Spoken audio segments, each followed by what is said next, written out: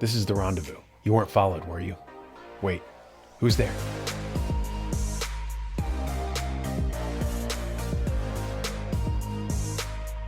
In De Republica, Cicero makes the fascinating observation that the religious system in a society usually parallels its political system. For instance, the Romans had a republic in which senators shared power in an assembly, so their religious system had a pantheon of gods like Zeus, Mercury, Hera, and so forth. They acted like celestial senators on Mount Olympus. By contrast, ancient Israel had monotheism, and their political system reflected this, with unitary monarchs like Saul or David or Solomon. According to social scientists and historians, Judaism still has a tendency to favor strongmen, like Karl Marx or Sigmund Freud. People who, once their preeminence is established, can never be questioned or challenged. Jewish culture never evolved the republican form of government. It was always totalitarian in nature. Disobey Moses, and you get beheaded. The leaders favored by Jewish culture were always Mosaic in temperament, hence the love of Lenin or Stalin or Marx. Cicero suggests that the religious system is used to prep people to accept the political system.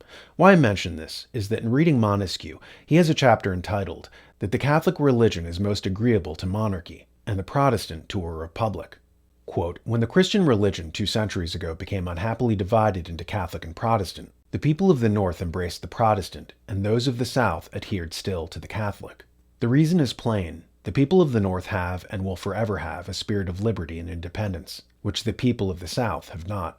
And therefore a religion which has no visible head is more agreeable to the independency of the climate than that which has one. According to Montesquieu, who was Catholic by the way, Catholics favor hierarchy, order. They have a coherent guiding intelligence channeled by the Pope. Protestantism, by contrast, is an organization without a pope, hence it's incoherent and fracturing into smaller sects. But on the good side of the balance sheet, it favors freedom and independence.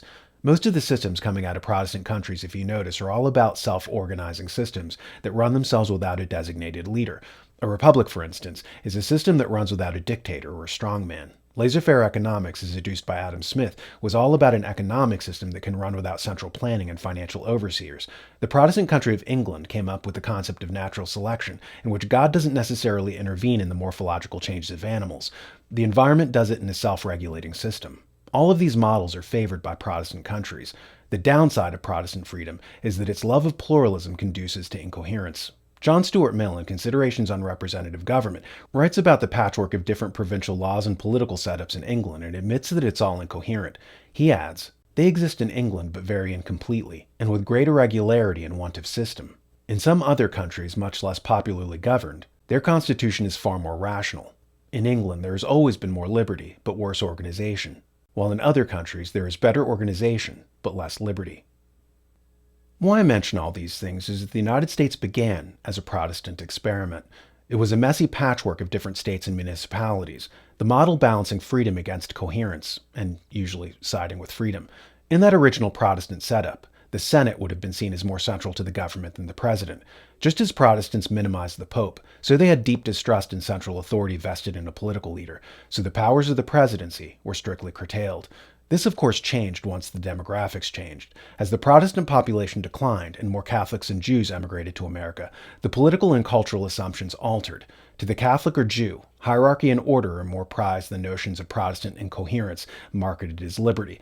To these new groups, used to the Pope or Moses, the assumption naturally was that power should emanate from the president rather than the Senate. If you think about it, this cultural and ideological difference is what shaped the fracture that culminated in the Civil War. The southern states, still solidly Protestant demographically, prized the old Articles of Confederation setup. In fact, that's why they called themselves the Confederacy. In the early America, guided by the Articles of Confederation, everyone referred to the United States as the Confederacy. Jefferson did, Madison did, Monroe did, and so forth. So when the southern states referred to themselves as the Confederacy, it was a direct reference to the old compact of the collection of independent states. They rejected the new model of centralized control and federalism that grew as Northeast demographics swelled with new non-Protestant European groups. We've done presentations before about how in the lead up to the Civil War, the North had a population boom due to immigration. The North doubled in size between 1840 and 1860, all on the power of immigration, as historian Gary Gallagher mentions. The North was increasing far more rapidly in population during the antebellum decades than was the South. There was more immigration by far. The South was losing ground in population and thus clout in Congress. The South was aware of the fact, obviously, that the North was outstripping it in population. The House of Representatives, clearly dominated by the North well before the Civil War, because, as you know, that's representation based on population there.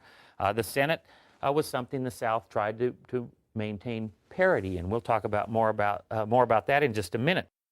As the population changed, as new non-Protestant cultures asserted themselves, the political assumptions changed.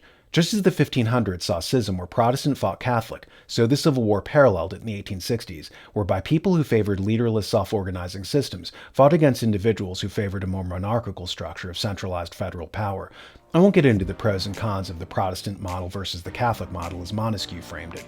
At any rate, it was just interesting considering how religious systems affect political systems, how cultural assumptions shape assumptions regarding how government is to be run in a given society or historical period. As you know, The New American has partnered with a platform called Locals recently. It's a for-pay platform where fans can help support the show for like $5. Think of it like seeing a street musician and throwing a few coins in his cup. Besides, if you sign up, I can stop selling my bootleg merch, like the Daniel Natal urinal cake. That was an even worse seller than the Daniel Natal in action figure.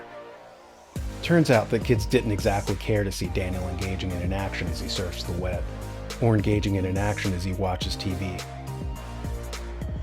These were not big sellers. Embarrassingly, focus groups determined that the in-action figure in particular did slightly better when rebranded as the Daniel Natal Voodoo Doll.